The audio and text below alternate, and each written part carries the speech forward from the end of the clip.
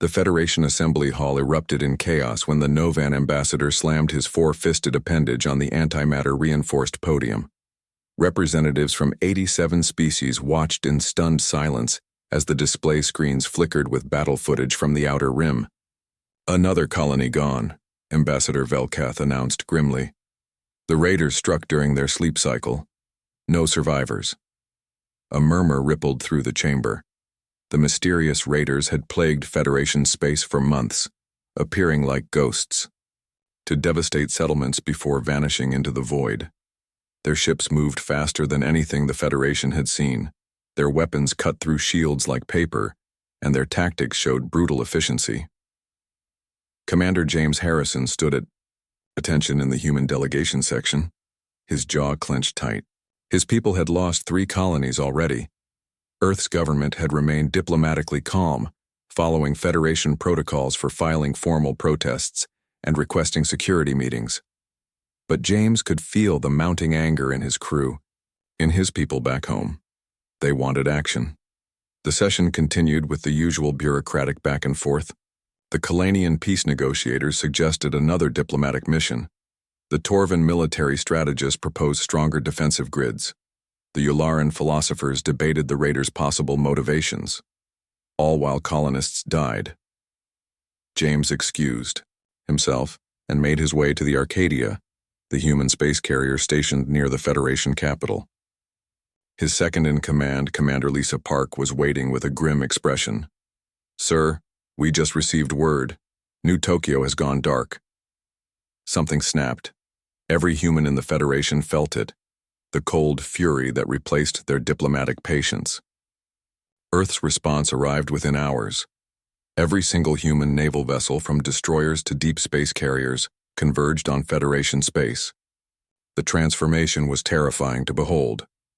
The elegant, curved human ships that had served alongside Federation forces for decades now bristled with hastily mounted weapons. Plasma throwers appeared on merchant vessels. Civilian transport ships reconfigured their cargo holds into fighter bays. Even the luxurious diplomatic yacht used by Earth's ambassadors now sported a spine-mounted particle cannon. When the Federation command tried to reach Earth's military leadership for an explanation, they received a simple message. "We're done. Asking for permission." The first engagement came 3 days later.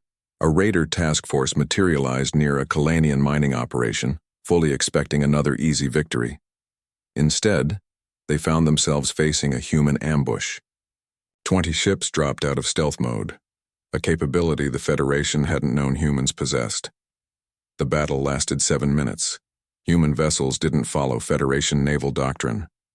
They didn't maintain proper defensive formations or adhere to the rules of engagement. They swarmed, struck fast, and fought with terrifying coordination. When one human frigate lost shields, it didn't retreat. It accelerated toward the enemy, overloaded its reactor, and detonated like a tactical nuke. The raider ships fled, but humans didn't let them go. For the first time in Federation history, humans pursued enemies across neutral space, ignoring territorial boundaries and diplomatic protests. They hunted with the patience of apex predators. Within a week, human strike teams had tracked 2 raider fleets to their hidden base inside the Maelstrom Nebula. The Federation had deemed the Maelstrom impossible to navigate. Humans negotiated with the cosmic phenomena like they negotiated with the raiders, by refusing to accept limitations. "We didn't scan the nebula," Commander Park reported after their successful infiltration. "We launched probes with humans aboard. We lost 8 probe pilots, sir, but we found them." James nodded, understanding the unspoken truth. In their cold rage, humans had become something the galaxy had never seen. They'd weaponized their adaptability, their creativity, and their disturbing willingness to sacrifice. The raiders found themselves hunted by a species that fought dirty, that improvised constantly, that never gave up. The breaking point came when humans discovered the raiders' true nature.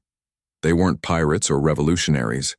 They were members of the Federation itself, specifically a Black Ops group from the Zorthan Empire, testing the defenses of other species to identify weaknesses for potential conquest. Earth's response bypassed the Federation Assembly entirely. Human ships appeared in orbit over the Zorthan homeworld without warning.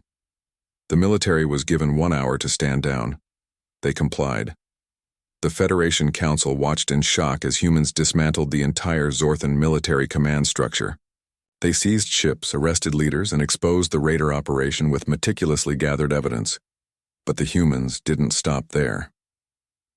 "Your security protocols have failed," James declared to the assembled Federation leadership. "We'll be handling our own defense from now on." And they did. Human ships began patrolling beyond Federation borders. Human colonies established their own military bases. Human diplomats demanded and received exemptions from Federation military restrictions.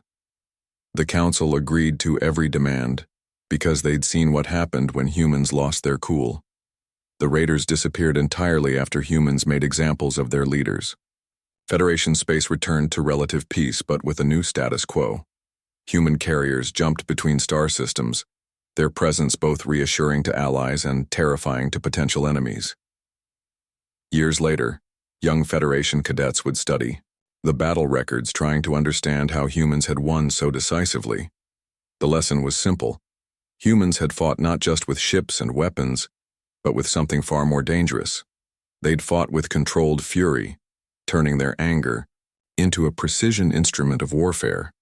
The universe learned that day that humanity's greatest weapon wasn't their technology or their numbers. It was their capacity to remain clear-headed even while consumed by rage, to channel emotion into devastating effectiveness. And across the galaxy, potential enemies looked at human stars and chose to find their fortunes elsewhere. The universe had felt fear when humans lost their cool, not because they went berserk, but because they became something far more terrifying. Perfectly rational warriors driven by cold, calculated fury.